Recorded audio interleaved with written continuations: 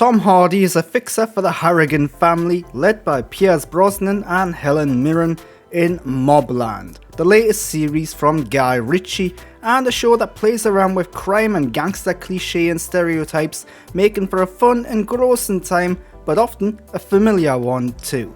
The central cast of Mobland is perhaps the most notable thing about it. It's an impressive ensemble, and the show manages to give each of them their own stories and arcs throughout its 10-episode run. Not all the stories are as interesting as others, however. Laura Pulver is often shortchanged in this regard. Tom Hardy is great in the lead role, a man who loves his family but who must also honour and respect the family he works for. He does a great job of portraying a man who bottles everything up, who conceals his true feelings and thoughts, but whom also has intensity and violence skills within him. He's quite a presence.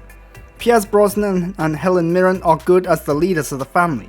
Pierce does a decent job at playing a man who is becoming increasingly unhinged with age, while Helen chews up the scenery whenever she's on screen as the conniving and manipulative wife. Sadly, some of the motivations behind Helen's character can be frustratingly vague.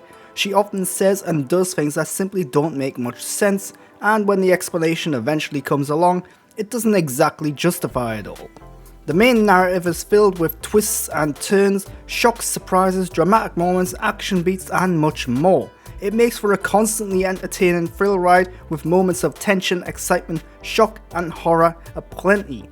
Arguably, there are too many twists and turns, to the point where it becomes a little silly in terms of how many cliffhangers there are. What's disappointing though is that in terms of the characters and the story, there's a distinct lack of originality here. The writing is good, the characters are filled with depth and detail, they're portrayed well, and the story is layered as well.